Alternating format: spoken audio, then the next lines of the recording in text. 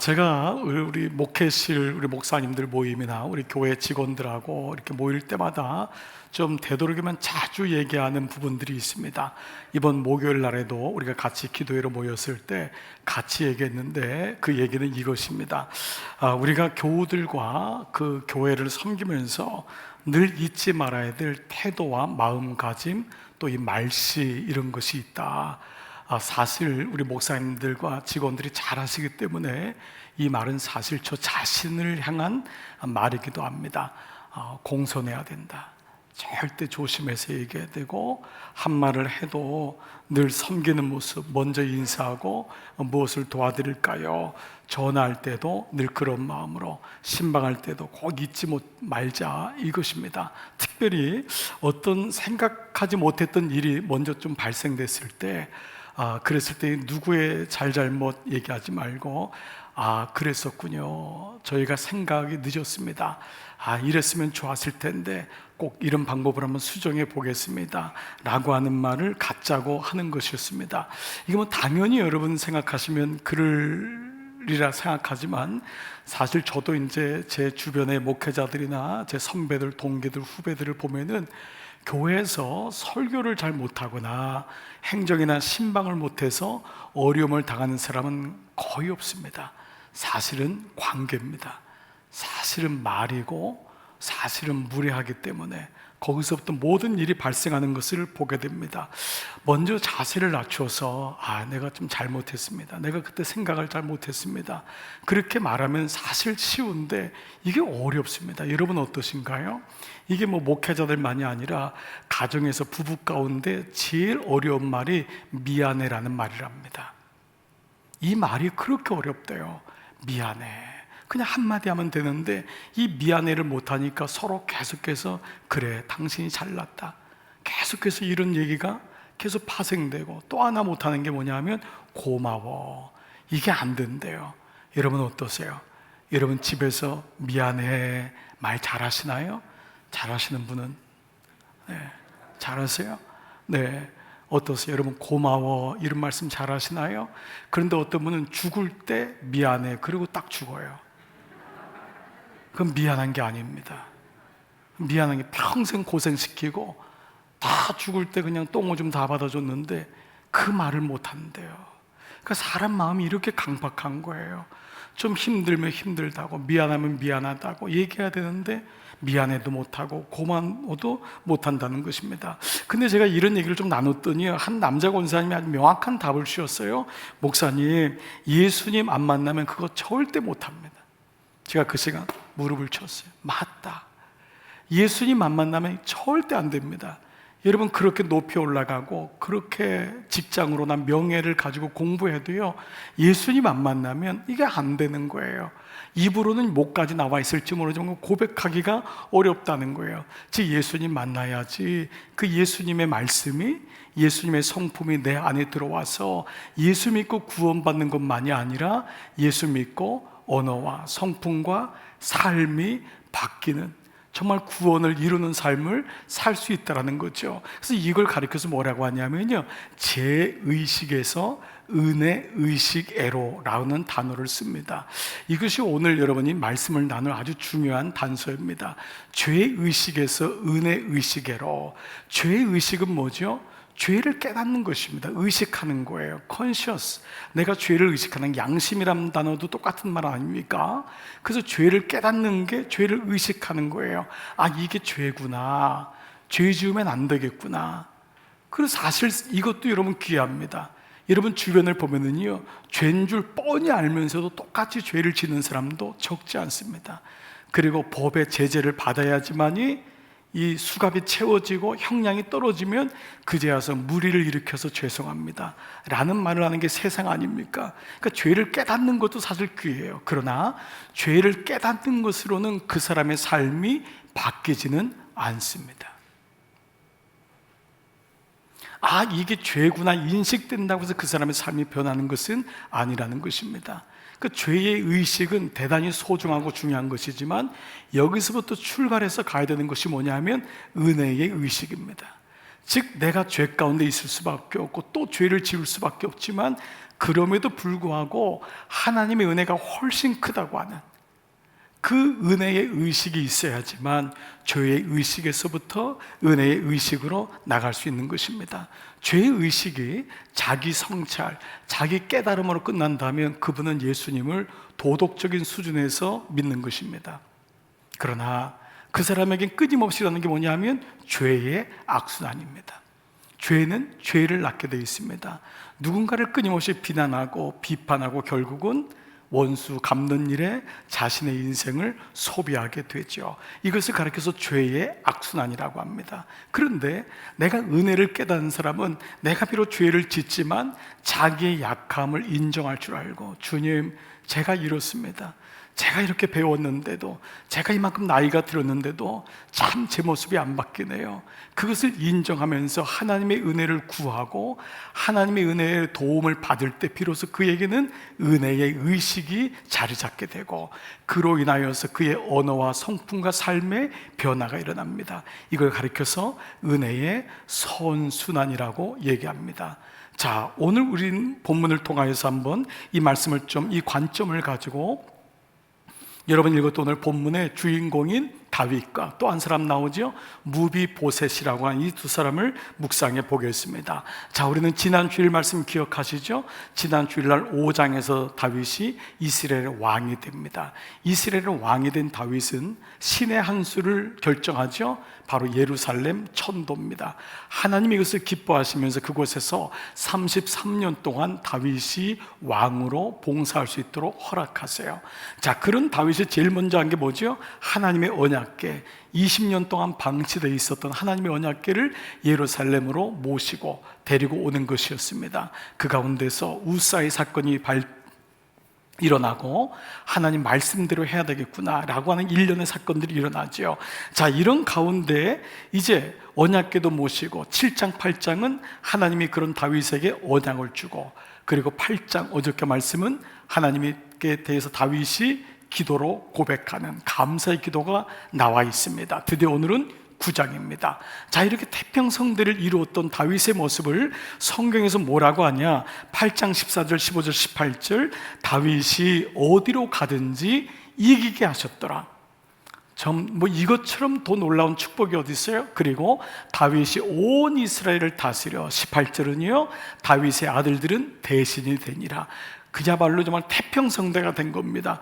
이런 가운데 문득 오늘 다윗이 한 사람을 떠오르게 돼요. 바로 절친이었던 요나단입니다. 그래서 요나단의 후손이 없을까? 그런데 이 시기적으로는요, 다윗이 이스라엘의 왕이 된 후에 최소한 15년에서 20년 정도의 시간이 흐른 거예요.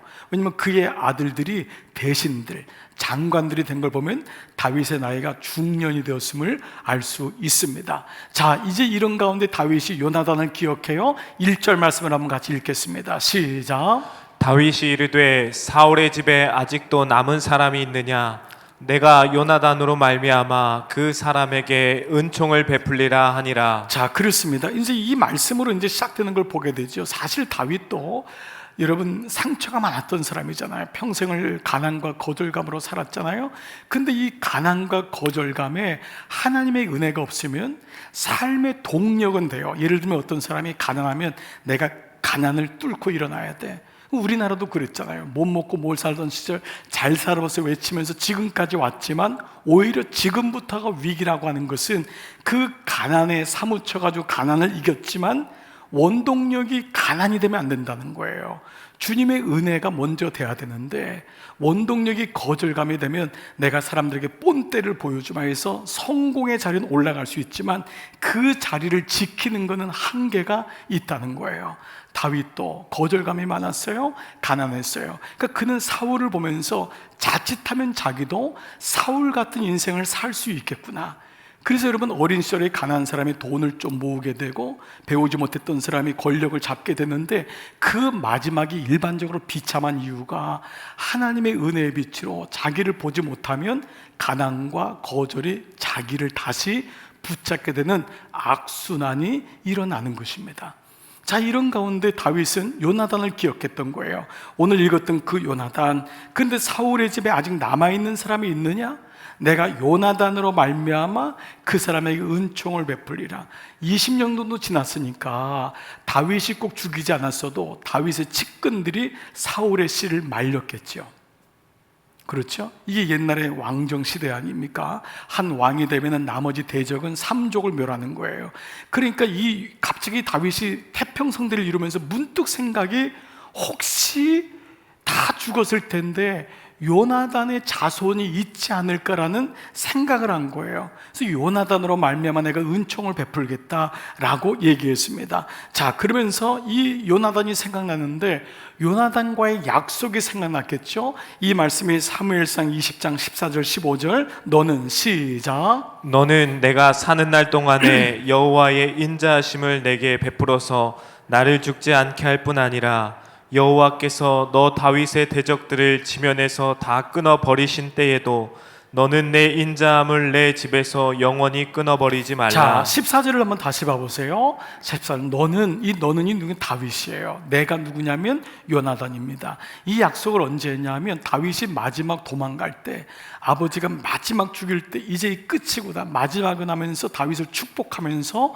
여호와의 인자하심을 두고 여호와의 이름으로 맹세해라 라는 거예요. 당시 요나단은 왕자였다고요. 다윗은 쫓기는 자였잖아요.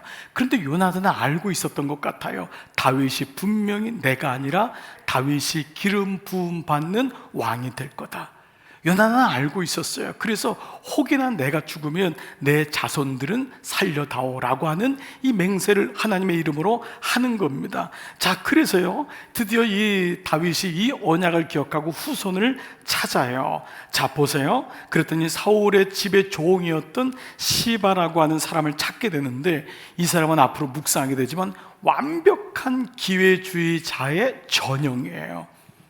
이 사람은 정말 우리도 또 한번 이 사람을 묵상할 필요가 있는데, 오늘은 무비보셋 이 아들에게 한번 집중해 보겠습니다. 자, 3절 말씀, 왕이 이르되 사울의 집에 아직도 남은 사람이 없느냐, 내가 그 사람에게 하나님의 은총을 베풀고자 하노라 하니 시바가 왕께 아뢰되, 다 같이요, 요나단의 아들 하나가 있는데 다리 저는 자인이다. 다 죽었는데요, 요나단의 아들 하나가 남았대요. 근데 그 사람의 이름이 무비보셋이에요. 이름이 있어요. 근데 이 시바가 뭐라 그러죠? 그는 다리 저는 자인이다. 오늘 여러분 맨 마지막 말씀 보면 그는 두 다리를 다 절었다 그랬어요. 그러니까 중증 장애를 앓고 있는 거예요. 그러니까 시바는 사울 집안의 종인데 사울의 손자인 왕족을 향해서 뭐라 하냐면 다리 저는 자인이다. 이름도 아니고, 이것이 무비보셋의 위치입니다. 그 당시 다리가 저는 건 오늘날의 장애우들을 얘기하는 게 아닙니다. 그야말로 그 놈은 아무 쓸모없는 다리 저는 놈입니다. 성전에 못 들어와요. 사람들한테 구원을 받지 못하는 게 율법적으로도, 여러분, 흠 있는 사람은 구원받지 못한다. 그 당시 율법으로도 구원받지 못하는 계열에다가도 둔 게 다리 저는 자인 거예요. 아들 한 놈이 있는데 그 놈은 다리 저는 놈입니다. 아마 시바는요, 그 당시 왕들이 이렇게 은혜를 베풀고자 하면서 나머지 있는 사람도 색출해서 죽였던 이것을 아마 기억했던 것 같아요. 그래서 분명히 다윗도 그럴 거다, 자기 수준으로 다윗을 생각했던 거예요. 그래서 이놈 있는데 다리 저는 놈입니다. 금방 죽일 수 있습니다. 그러자 여러분 어떻게 하죠? 이제 이 4절에 보니까요, 왕이 그에게 말하되 그가 어디 있느냐 찾기 시작하는 거예요. 하니 시바가 왕께 아뢰되 로드발 암멜의 아들 마길의 집에 있나이다. 그런데 여기 로드발은요 동네 이름이에요. 그러니까 지명 이름이에요. 그러니까 로드발은 이름이 사람 이름이 아닙니다. 로드발은 그 뜻이 뭐냐면 목초가 없는 광야, 광야에 집이 있는 거예요. 여러분, 누가 광야에 집이 있겠어요? 근데 그 광야에 암멜의 아들 마기라는 사람의 집에 얹혀 살고 있는 거예요. 그러니까 자기 집이 있으면 들통나잖아요. 그러니까 남의 집, 그것도 광야의 집에, 그 황무지의 집에, 남의 집에 얹혀 살고 있는 게 지금 이 무비보셋, 다리 저든 자입니다 라고 얘기합니다. 여러분, 이 무비보셋이 누구죠? 예, 사울 왕의 손자예요.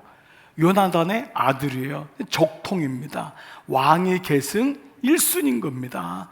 근데 이 사람이 여러분 말씀 가운데 보면 이 블레셋의 싸움에서 사울하고 그 아버지 요나단과 두 삼촌이 전쟁을 하죠. 그 길보아산 전쟁에서 동시에 다 죽잖아요. 그 죽음 소식을, 패전 소식을 듣고 5살밖에 안 된 그 아이 무비보셋을 유모가 황급하게 데리고 도망가다가 그만 높은 데서 떨어진 거예요. 그랬을 때 오늘날로 말하면 아마 이 디스크, 이 척추신경이 그냥 손상되면서 이 아이가 평생 두 다리를 저는 일이 생긴 겁니다. 그런데 이 다윗이 왕이 됐지만 아버지와의 관계가 있지만 이 다윗의 측근들이 그냥 놔둘 리가 없는 거잖아요. 그러니까 20년 동안 광야 속에 남의 집에 얹혀 살면서 이름도 잃어버린 채 살고 있는 모습이 바로 이 무비보셋의 인생이었어요. 참으로 기가 막힌 인생을 살았던 것입니다. 그렇게 살다가 어느 날 그 황무지 같은 광야 자기 집에, 남의 집에 그 군대가 온 거예요. 찾아온 겁니다. 자, 오늘 5절 말씀이요. 다윗 왕이 사람을 보내어 로드발 암미엘의 아들 마길의 집에서 그를 데려왔습니다. 드디어 궁으로 데려온 겁니다. 근데 그 다음 구절이 사실 오늘 말씀을 묵상하는데 아주 중요한 단서가 됩니다. 자, 그 다음 구절을 봐보세요. 뭐라고 하나? 6절, 사울의 손자 요나단의 아들 무비보셋이. 자, 아까 처음에 이 다윗은 요나단으로 말미암아 내가 그에게 은총을 베풀리라 했잖아요. 그 요나단을 기억했겠죠. 당연히 사울은 기억 안 했겠죠. 요나단과의 언약, 그 우정을 내가 생각해서 그 아들을 있다면 내가 은총을 베풀겠다. 그런데 오늘 6절에 뭐라고 하죠? 사울의 손자 요나단의 아들. 왜 사무엘 하의 저자는 일부러 이 말씀을 사울의 손자라는 것을 먼저 얘기했을까요? 이것이 참 우리에게 묵상의 이 중요한 재료가 됩니다. 이게 뭐를 의미하죠? 정작 요나단의 아들이 살아있다는 말에 너무 기뻐서 그게 누구냐? 무비보셋인데 다리를 접니다. 기가 막힌 거예요. 빨리 데려와라. 그래서 궁에 데려와서 자기 앞에 딱 무비보셋이 있는데 당연히 거기는 요나단의 얼굴이 있는 거잖아요. 너무 기뻐서 안으려고 하는데 그 얼굴에 누가 보이는 거죠? 사울 왕이 보이는 거예요. 이게 참 기가 막힌 일이죠. 요나단으로 말미암아 내가 은총을 베풀겠다 했는데 그 얼굴에 요나단의 얼굴과 더불어서 먼저 사울의 얼굴이 보이는 거예요. 이것이 지금 말씀하고 있는 이 순간인 것입니다. 이게 사실 삶과 말씀의 간극 아닙니까? 우리가 말씀으로는 그 사람하고 화해해야 돼요. 말씀으로는 사랑해야 돼. 용서해야 돼. 그런데 어느 날 그 사람이 땡 내 앞에 등장했을 때 이게 안 되는 거예요. 이게 어려운 거예요. 그러니까 말씀과 삶의 간극을 줄이는 것이 그리스도인의 성화잖아요. 말씀 따로 삶 따로가 아니라 말씀을 들은 그리스도인에겐 이것이 갈등이 되는 거예요. 내가 하나님 뜻대로 살고자 하는 그 갈등이, 그래서 말씀과 삶의 간극을 좁혀나가는. 그러나 만약에 이것이 좁혀가지 않고 그대로 있다면 그는 그리스도인이라고 하지 않겠죠. 당연히 말씀이 현실에서 작동돼야 되는데, 그러니까 지금 다윗이 이 갈림길에 쓴 것입니다. 뭐죠? 내가 사울의 눈으로 보고 못 본 채 하고 이 무비보셋 잘 됐다, 이참에. 무비보셋은 아들까지 하나 있다고요. 그러니까 싹수가 오니까 이참에 죽여버리자. 모든 왕들이 그렇게 했으니까, 모든 왕들이 은혜를 베풀겠다고 하면서 남아있는 자를 찾게 하고 은혜를 베푸는 척하지만 죽였거든요. 자기들도 모든 왕처럼 그렇게 사울의 눈으로 죽일 것이냐, 아니면 그래도 요나단과의 그 우정, 자기를 위해서 생명을 바쳤던 그 요나단을 기억하며 요나단의 눈으로 이 아들 무비보셋을 볼 것이냐. 자, 드디어 다윗이 결정합니다. 자, 바로 7절 말씀입니다. 시작. 다윗이 그에게 이르되 무서워하지 말라. 내가 반드시 내 아버지 요나단으로 말미암아 내게 은총을 베풀리라. 내가 내 할아버지 사울의 모든 밭을 다 내게 도로 주겠고 또 너는 항상 내 상에서 떡을 먹을지니라 하니. 자, 이제 앞구절을 한번 처음부터 다시 보겠습니다. 뭐라고 나와 있죠? 다윗이 그에게 이르되 무서워하지 말라. 어떤 의미인 줄 아시죠? 지금 뭐 얼마나 바들바들 떨겠어요. 분명히 죽일 거니까. 그러니까 무서워하지 말라. 그런데 여기서 다윗이 선택하는 거예요. 내가 반드시 누구 이름으로요? 내 아버지 요나단으로 말미암아. 사울의 이름이 없어요. 사울이 없어요. 내 아들, 내 아버지 요나단으로 말미암아. 그런데 그 다음 구절이 또 하나의 우리의 말씀의 묵상으로 우리를 인도해요. 그것은 바로 은총이라는 단어예요. 자, 보세요. 지금 다윗은 누구를 선택한 거죠? 사울의 눈이 아닌 요나단의 눈을 선택한 거예요. 근데 그 다음 구절에 은총이란 말은 여러분이 잘 알고 있는 히브리 말의 헤세드입니다. 헤세드는 뭐냐면 하나님의 긍휼, 하나님의 인애, 하나님의 은혜라고 하는 이 단어가 헤세드인 거예요. 즉 무슨 말이냐면 다윗은 지금 사울의 눈에서 요나단의 눈으로, 그러나 요나단의 눈에서 한 걸음 더 나가서 하나님의 눈으로 내가 너에게 은혜를 베풀겠다, 은총을 베풀겠다고 고백하는 것입니다. 저는 이 말씀을 묵상하면서 이게 참 다윗은 놀라운 해안이구나, 지혜구나. 다윗은요, 이거냐 저거냐 여기서 멈추지 않는 거예요. 우리는 물론 나쁜 편보다는 좋은 편, 사울 편보다는 다윗 편 선택하면 그래 잘 됐어, 나도 좋은 편이야, 이렇게 그냥 스스로 생각합니다. 그러나 여러분, OX의 문제가 아니더라고요. 인생은요, 결국 다윗은 뭐죠? 사울의 눈에서 요나단의 눈으로, 요나단의 눈에서 하나님의 눈으로 위에서 보는 거예요. 위에서 보지 않으면 우리는 여전히 옳고 그름의 이 갈등 속에서 이 사람 선택하고 이 사람 선택하는 거예요. 또 다윗은 알았을 거예요. 우정도요, 아무리 남자 여자 남자 사랑과 우정이 깊다 해도요, 다 유효기간이 있습니다. 지금은 그렇게 정신 나가서 따라다니고 사랑한다고 고백하고 앞뒤 안 보고 하지만 유효기간이 있어요. 다윗은 이 우정에도 유효기간이 있구나. 즉 요나단이 자기에게 맹세했던 언약은 여호와의 이름으로였거든요. 하나님의 이름으로. 그러니까 그냥 우정이 아닌 거예요. 하나님의 이름으로 하나님의 언약을 기억했던 거예요.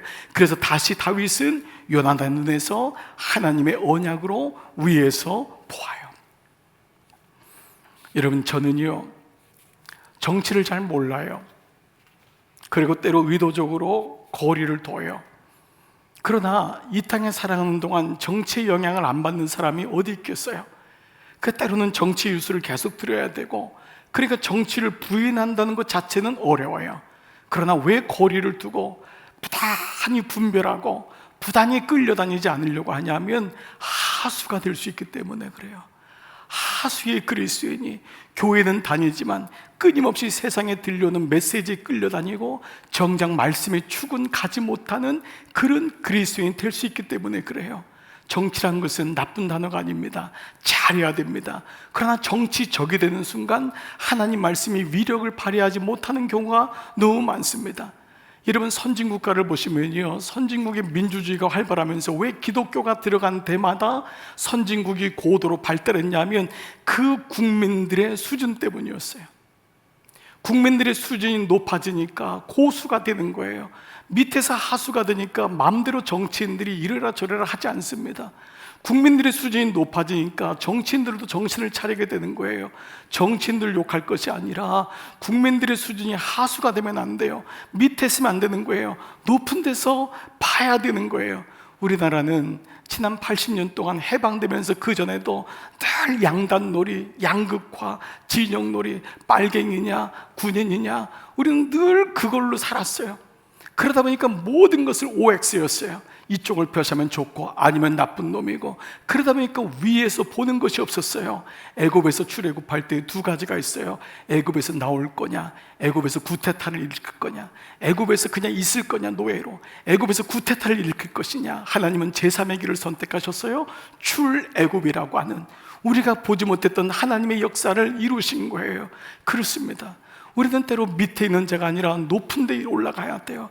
사람에 대해서는 그 사람을 섬기는 그야말로 대하의 영성, 수건의 영성으로 그 사람을 섬기지만, 세상에 대해서는 위에서 보는 고수의 영성, 위에서 보는 분별의 영성이 있어야 돼요. 이게 없으면은 오늘 다윗은 사울, 요나단, 또다시 사람은 나눠지는 거예요. 하나님의 눈으로 보는 이 다윗의 말씀이 오늘 우리에게 해안을 주는 거예요. 지혜를 주는 거예요. 또 하나요, 묵상되는 다윗의 탁월함이 있습니다. 바로 해석 능력입니다. 왜냐하면은요, 미래는 예측의 대상이고요, 현재는 체험의 대상이지만 과거는 해석의 대상인 거예요. 다시요, 여러분의 지난 시간에 미래는요, 예측의 대상이에요. 그리고 오늘이라는 시간은 체험의 대상이지만 지난 과거는 해석의 대상인 거예요. 해석이 안 되면 과거에 대해서 잘못된 풀이를 하게 됩니다. 어떤 사람은 아픈 과거가 있으니까요, 다 지난 시간의 사진을 다 없애버려요. 지난 시간에 힘들었던 사진. 한 청년이 그러더라고요. 너는 왜 어릴 때 사진이 없냐? 저는 어릴 때가 기억하고 싶지 않아요. 사진을 다 불태웠대요. 그렇다고 과거가 없어지니? 그는 그가 할 수 있는 게 뭐냐면 과거를 청산하는 걸 잊어버린 거예요. 여러분 중에도 과거가 힘든 분은 아예 얘기도 하지 마, 그리고 묻어버려요. 그렇다고 과거가 묻히는 건 아닙니다. 어떤 사람은요, 어떻게 그냥 살아가는 거지, 그러면서 과거를 계속적으로 반복해요. 얘기해요. 술 한 잔만 들어가면 과거 얘기하고, 친구랑 얘기하면 과거 얘기하고, 어떻게 그게 난데. 그래서 계속 과거에 대해서 얘기해요. 그런데 그 과거는 그렇게 해결되질 않아요. 과거는 해석해야 돼요. 그런데 조작이 아닌 거예요. 해석은요, 매니플레이트하고 해석은 달라요. 해석은요, 내 능력으로 되지 않기 때문에 나를 만드신 하나님의 빛이 내 삶에 들어와야지만이 그 과거의 아픔은 아픔이지만 아픔을 통해서 하나님이 원하시고자 하는 것이 무엇인지를 풀을 수 있는 거예요. 이것이 다윗에게 있었던 탁월함입니다. 말씀드렸죠, 다윗은 가난했어요. 가난은 때로 상처가 될 수 있어요. 거절감. 여러분, 이 거절감처럼 큰 상처가 어디 있어요? 그러니까 평생 거기에 눌려 살 수 있어요. 사실은요, 다윗은요, 그의 아내 미갈과의 관계에서도 영적인 부분도 맞지 않았지만 여전히 이게 자기를 잘 맞고 있는 거예요. 저쪽은 공주고 나는 양치기고 수준이 안 맞는다는 얘기를 미갈에게 얼마나 많이 들었겠어요. 그때마다 속에 있는 쓴물이 올라오니까 자기의 과거가 보이는 거예요. 사랑받지 못했잖아요. 그런데 그런 다윗이 어떻게 한 나라의 성군이 될 수 있었어요? 하나님 말씀에 빛이 들어가서 과거를 해석할 수 있는 능력을 갖게 된 거예요. 그는 고수의 영성과 더불어서 해석의 능력이 있었어요. 그래요, 과거는 해석해야 돼요. 내가 매니플레이트 하는 게 아니에요. 하나님의 은혜의 빛이 들어오니까 과거가 인정되되 과거에 머물지 아니하고, 어제가 없는 오늘은 없어요. 오늘이 없는 내일이 없습니다. 근데 어제는 잊어버리고 어제는 묵혀버리고 어제는 생각도 안 한 내일이 어떻게 있을 수 있겠어요? 그래서 오늘 이 다윗의 고백 가운데 어제 말씀의 묵상이에요. 사무엘하 7장 18절, 주 여호와여 나는 누구이오며 내 집은 무엇이기에 나를 여기까지 이르게 하셨나이까. 가장 대표적인 기도 아닙니까? 다윗의 고백, 내가 무엇이 간데, 내 집이 무엇이 간데 주님이 여기까지 나를 인도하셨습니까? 그는 자기의 모습과 자기 집의 모습을 부인하지 않았던 거예요. 그게 과거거든요. 근데 첫 번째 단어가 뭐예요? 주 여호와예요. 주 여호와예요. 하나님, 나에게 가난을 주신 이유가 있었군요. 하나님, 나에게 부모님의 아픔을 주신 이유가 있었군요. 내가 학교에서 그때 그 상처를 받았던 이유가 있었군요. 그는 과거를 재해석할 수 있는 하나님의 은혜가 있었던 것입니다. 저는 여러분에게 이 은혜가 있기를 축복합니다. 여러분 삶에서 낮은 데 있으면 나는 여전히 OX예요. 사울의 눈이냐 요나단의 눈이냐, 누군가를 계속 결정해야 되는 거예요. 그때마다 하나님의 눈으로 보셔야 됩니다. 그때 은혜의 선순환이 일어나는 것입니다. 위에서 보십시오. 위에서 올라가셔야 돼요. 그리고 또 하나, 해석의 재해석의 능력이 여러분 가운데 있기를 축복합니다. 이제 우리 또 하나의 묵상의 관점이 있어요. 이제는 이 은혜의 선선을 선택한 다윗과 더불어서 이 은혜를 받았던 무비보셋, 이 무비보셋의 고백을 통하여 그가 은혜를 받은 선순환이 어떻게 일어나는지를 보겠습니다. 자, 무비보셋의 관점인데요, 오늘 마지막 8절입니다. 8절 다 같이 시작. 그가 절하여 이르되 이 종이 무엇이기에 왕께서 죽은 개 같은 나를 돌보시나이까. 아마 여러분 이 말씀을 처음 보시는 분이 있으면 성경에 이런 구절도 있나요? 어떤 분은 이 구절을 처음 보고 굉장히 기분 나빠하시는 분도 있습니다. 마치 나한테 하는 얘기 같고 막 욕하는 것 같고, 근데 여러분 이 구절은 절대 그런 구절이 아닙니다. 그리고 이미 이 말씀을 깊이 묵상하신 분은 오늘 이 아침 다시 여러분 이 말씀을 묵상해 보세요. 왜 무비보셋의 이 고백이 실제로 다윗의 마음을 움직였고 하나님의 은혜가 임하는 그 고백이 되었을까요? 그리고 오늘을 살아가는 우리에게 이 고백이 왜 우리에게 감동을 줄까요? 무비보셋만이 죽은 개 같은 나가 아니라 나를 영적으로 보면은 내가 죽은 개 같은 존재였는데, 이거를 보게 됩니다. 여러분 이 말씀이 여러분 가운데 정말 하나님의 말씀이 들려지질 않으면 이 말씀은 결코 여러분에게 들리질 않습니다. 내가 어떤 존재인데 죽은 개보다도 못해? 근데 저는요 이 말씀을 이번 한 주간 동안 묵상하면서요 이런 생각까지 들었어요. 개는요 그렇게 죄 안 저질러요. 개는요, 여러분이 개를 왜 이렇게 좋아하고 기르세요? 개는 배신 안 때리거든요. 개는 불륜 안 저질러요. 개는요, 부모님 그렇게 모른 채 안 해요. 물론 개들끼리 가끔 물어뜯기도 하지만요, 그렇게 개는 인간들 개하고 비교해 보세요. 어쩔 때 그러잖아요. 개보다도 못하다고. 근데 그 말씀을 가만 묵상하니까 이게 진짜 돼요. 하나님의 은혜가 떠나면 개보다도 못합니다. 정말 이 말씀을 여러분에게 제가 신뢰를 들으면서 말씀을 드리는 것을 여러분 좀 받아주시기 바라요. 어때요? 제 일주일의 묵상이 이거였어요. 정말 하나님의 은혜 떠나면 개보다도 못하겠다. 근데 죽은 개보다 못한 나를, 죽은 개 같은 나인데 개보다 못한 내가 가능하겠다는 거예요.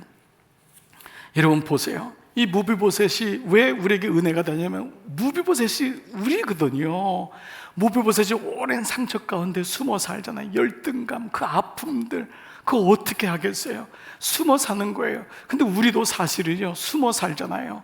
누가 알거 봐, 누가 우리 집 사정 알거 봐. 행복한 척, 괜찮은 척, 고상한 척, 대학 나온 척, 대학원 나온 척, 학위 있는 척, 높은 데 올라간 척, 집이 있는 척. 우린 다 똘똘똘 또 우리를 스스로를 뭉치잖아요. 근데 여러분 보세요. 하나님 앞에 나올 때만이 이 옷을 벗을 수 있잖아요. 내가 언제 옷을 벗을 수 있어요? 여러분 부부끼리도 옷 못 벗는다고요. 부부끼리도 그 얘기 못하는 게 얼마나 많아요. 서로 친정에 시댁에 있는 거 얘기 못합니다. 내 과거 그렇게 살아가는 거 내 애를 낳아준 아내한테도 얘기 못한다고요. 그런데 하나님 앞에서 무비보셋의 그 두려운 인생, 숨어 다니는 인생, 자기 굴로 들어가서 상처를 가지고 살아가는 인생이 우리의 인생인 거예요. 그런데 여러분 이 무비보셋의 뜻이 뭐냐면 바로 수치를 없애는 자예요. 이것이 정말 구속사적인 은혜 아닙니까? 그렇게 수치 속에 살았는데 어떻게 요나단이 무비보셋의 이름을 그의 장래를 알긴 하듯이 너는 수치를 없애는 자가 될 거다. 지금까지 수치를 짊어지고 살았어요. 누구한테 얘기도 못하고 도망자 인생을 살았어요. 그 열등감, 그 원망, 그 분노, 피해의식, 좌절감, 거기 똘똘 뭉쳐서 그 모든 수치와 부끄러움에 집을 짊어 살고 있는 무비보셋의 이름이 바로 수치를 없애는 자라는 것이 오늘 저와 여러분에게 내가 무비보셋이구나. 누가 수치를 없앱니까? 없앤다고 숨기면 없어집니까? 아닌 척하면 없어집니까? 아닙니다. 생명의 빛이 들어와야 되는 거예요. 하나님의 은혜의 빛이 들어와야지만이 그 빛 앞에 제 잘못입니다. 항복합니다. 주님, 제가 그랬던 자입니다. 사람 앞에서는 다 옷을 입지만 주님 앞에서는 저는 아무것도 아닙니다. 항복할 수 있는 거예요. 그래서 예수를 만나야지 내 잘못입니다 고백할 수 있는 거예요. 예수를 만나야지만 주님 제 잘못입니다. 남편의 잘못도 아내의 잘못도 아니고 자식의 잘못도 아니고 부모의 잘못도 아닌 죄가 죄인입니다. 제가 잘못했습니다. 이 고백이 되는 것입니다. 그래서 죽은 개 같은 나는 자학하는 말이 아닙니다. 하나님을 만난 사람만이 고백할 수 있는 고백인 거예요. 말씀을 마치겠습니다. 사랑하는 여러분, 이런 무비보셋에게요 다윗이 두 가지의 언약을 상을 베풀어요. 이것이 구원받은 자에게 주시는 은혜예요. 첫 번째 뭐냐 하면은 내가 내 할아버지 사울의 모든 밭을 다 내게로 주겠고, 뭐죠? 과거의 보상이 일어나요. 너 옛날에 그렇게 힘들었지? 내가 너 눈물을 닦아주겠다. 너 그렇게 너무 아팠지? 내가 너의 아픔을 닦아주겠다. 여기서 은혜가 시작되는 거예요. 하나님의 은혜는 여기서 시작되는 거예요. 나는 과거 때문에 너무 힘들었거든. 얘기도 못하고 남들이 알까 봐. 그런데 다윗이 무비보셋을 안아주면서 더 지난 시간의 모든 죄를 내가 용서해 주겠고, 내가 더 이상 어떤 누구도 너의 과거에 대해서 얘기 못하게 하겠다. 사울 너 할아버지의 모든 밭을 내게 주겠다. 이게 첫 번째 은혜예요. 두 번째 뭐죠? 또 너는 항상 내 상에서 내 떡을 먹을지니라. 너 이제 내 자식이야. 너 이제 고아니야. 너 도망자의 인생 여기서 끝이다. 너 그 셋집에서 나와. 광야에서 왜 고생하냐? 너는 내 자녀인데. 신분의 변화가 일어난 거예요. 하나님이 우리를 자녀 삼으신 거예요. 사랑하는 여러분, 적용해 보세요. 사실 우리가 이렇게 근사하게 사는 것 같지만 다 죄의 악순환이 일어나고 있지 않습니까? 내 안에 숨겨진 죄 때문에 죄가 죄를 낳고, 내가 또 자식인 자식에게 또 죄가 전가되고, 그리고 우리의 눈은 끊임없이 사울의 눈, 요나단의 눈으로 늘 저울질하고, 근데 거기서 하나님의 눈이 나를 붙잡고 계신 거예요. 이 은혜를 경험하고 있는 거예요. 돌아보면 저나 여러분이나 다 인격적으로 부족하고 예까지 왔지만 하나님의 은혜가 없으면 결코 살 수 없는 사람이에요. 그래서 예배가 아니면, 은혜가 없으면 살 수 없어요. 이 고백이 예배를 통해서 오늘도 고백되는 것입니다. 내 안의 죄는 내가 주인이라고 지금도 얘기하는 거예요. 뻣뻣한 거예요. 한 번도 미안하다는 얘기를 안 하고, 눈물 흘리면 그건 죽는 거고 지는 거고, 잘못했다 그러면 안 되고. 이 세상의 모든 법이 그렇잖아요. 누구랑 차랑 부닥치면 절대 잘못 인정하지 말고, 감옥에 가도 인정하지 말고, 어떤 일이 있어도 잘못 인정하면 안 돼. 이게 세상의 법 아니에요. 그러다 보니까 교회 와도요, 눈물 한 방울 없는 거예요. 부부하고 살아도 미안하단 말 안 하는 거예요. 깜빡해지는 거예요. 그게 내 모습이 아니라고요. 주님, 내 잘못입니다. 그런데 하나님이 그 사람에게 은혜를 베풀어요. 아무리 우기고 해서 되는 게 인생이 아니더라고요. 주님의 은혜를 기억하며 잘못은 잘못으로 인정하고, 주님, 제가 잘못했습니다. 주님, 제 자식의 잘못도 제 잘못입니다. 주님, 교회가 이렇게 된 것도 제 잘못이고, 나라가 이렇게 된 것도 제 잘못입니다. 우리가 캐톨릭을 늘 넘어가지 못하는 이유 중에 개신교가 있어요. 캐톨릭 모든 교인들의 첫 번째 기도, 교리적으로 문제가 있지만 제 탓이 옵시다, 내 탓이 옵시다. 이게 모든 캐톨릭 기독교인들의 일본 기도예요. 우리는 그게 아니잖아요. 다 내가 했습니다. 다 내가 했습니다. 오늘 이 말씀이 죽은 개보다도 못한 나에게 이 말씀이 임하여 제가 여러분에게 말씀을 전하고 목사의 자리까지 와 있지 않습니까? 사랑하는 여러분, 저는 여러분에게도 이 은혜가 있기를 축복합니다. 그리고 이 은혜를 기억하고 죄의 악순환을 끊고 은혜의 선순환을 선택하셔서 여러분 통하여 무비보셋 같은 인생이 꼭 회복되고, 우리 모두 주님 앞에 다시 구원받는 놀라운 은혜가 오늘 말씀을 듣는 여러분 모두에게 임하기를 주의 이름으로 축복합니다. 아멘. 이 시간 여러분 성경 노트 다 닫으시고 우리 다 차례서 한번 일어나시겠습니다. 우리 다 차례서 일어나시죠. 같이 이 시간 고백할 때 여러분 이 찬양 아시죠? 어둠 속에 헤매던 내 영혼, 갈 길 몰라 방황할 때에 주의 십자가 영광의 그 빛이 나를 향해 비추어 주셨네. 어둠 속 헤매이던 내 영혼, 갈 길 몰라 방황할 때에 주님의 십자가, 주의 십자가 영광의 그 나를 향해 비추어 주셨네. 주홍빛보다 주홍빛보다 더 붉은 내 죄, 그리스도의 피로 씻기어 완전한 사랑, 완전한 사랑 주님의 은혜로 새 생명 주게로 우리가 마음을 열고 주님 앞에 고백하십시다. 은혜 아니면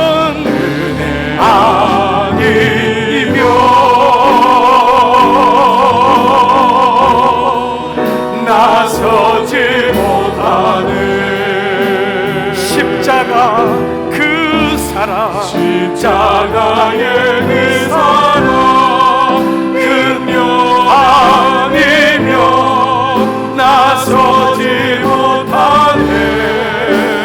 은혜 아니면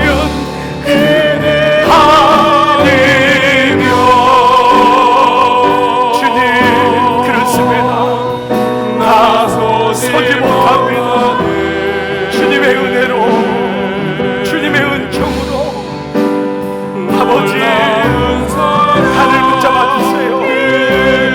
아니면 나서지 못하는 은혜 아니면 우리 같이 고백하십시다.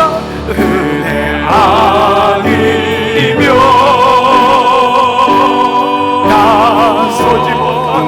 나서지 못하는 십자가 그 사랑 십자가의 그 사랑 능력 아니면 나서지 못하네. 아멘 아멘. 그네 아니면